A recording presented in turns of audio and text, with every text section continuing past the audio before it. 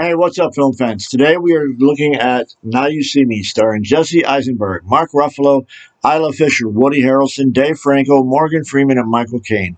A movie about magicians with a magical all-star cast. Before we get into it, if you're new here or you haven't done so already, please subscribe to the show so you can keep up with the reviews. When the movie opens, we see a series of four street-level magicians with different talents plying their trade in front of crowds, and at the end of each of the performances, the performer finds a tarot card with an invitation for their opportunity. The first is Danny Atlas, played by Jesse Eisenberg. He is the showman who does card tricks and your regular stage magic. He receives the lover's card, which represents his relationships. The second is Merritt McKinney, played by Woody Harrelson. He is the mentalist who uses observation to read others and uses hypnosis. His card is the Hermit card, which represents wisdom through self-inspecting, improving mental ability. Then we see Henley Reeves, played by Isla Fisher, the escape artist. She gets the High Priestess card as a woman of secrets and mystery and knowledge. And then Jack Wilder, played by Dave Franco, the sleight of hand professional. He gets the Death card, which not only represents death, but also represents the changes to come. They are all brought to an apartment and shown high-tech plans and designs for a massive plot created by an unknown mastermind. Then we jump ahead a year to show that they are performing as the Four Horsemen. And in the audience, we see Thaddeus Bradley, played by Morgan Freeman, recording the show. On stage, they announce their benefactor, Mr. Arthur Tressler. After they perform their illusions, they announce that for their finale, they will rob a bank while on stage. After pulling off the heist, FBI are called in, including Dylan Rhodes, played by Mark Ruffalo, who hates magic and finds it foolish. Since the bank was a French bank, Interpol is involved, and he is unwillingly partnered with Interpol agent Alma Dre, played by Melanie Laurent. This is her first case in the field.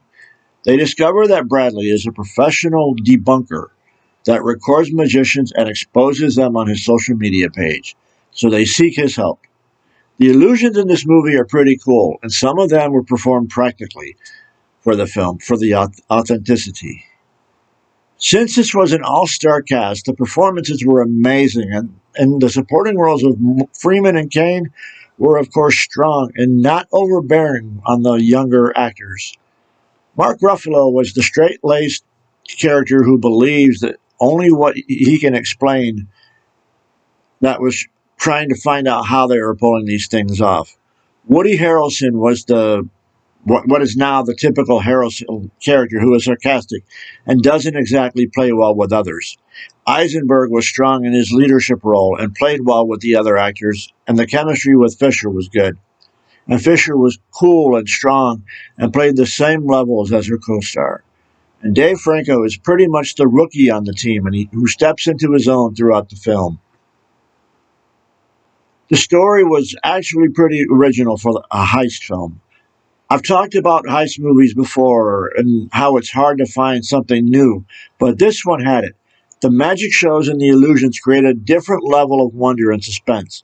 Also, the constant question of who is the fifth horseman, the brains of the operation, created a whole new level up to the mystery to it. Many red herrings pop up, and questions were raised and stories explored. Is it Bradley? Is it Tressler? Is it Alma? Or is it Evans, played by Common, who is the boss of Dylan? I can usually figure out these mystery pieces, but before it's revealed in the movie. But this one got me. It stumped me.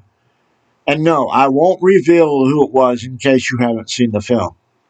And if you haven't seen it, check it out. I love the movie. It kept me interested and invested in the story. And I wanted to see not only who was behind it, but why and what they were going to do next.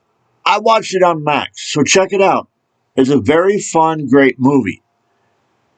And I'm looking very forward to seeing Now You See Me Too. And on my next show, I'm going to be doing Wonka, which starts streaming I'm filming today on Friday, so it's coming out today. So I'll be doing that for Tuesday's show, and then the one for next week, I will be doing Now You See Me Too. So be looking forward to those. Thanks for joining me, and if you haven't done so already, please subscribe to the show and hit that like button. And don't forget to ring the notification bell so you'll know when the next review is posted. And if you have a suggestion for a film to review, leave it in the comments below and I will add it to the list. Just like because I want to know what you want to watch. And if you've seen the film, let us know in the comments as well. And as always, take care of yourselves, be good to the ones you love, and I'll catch you later.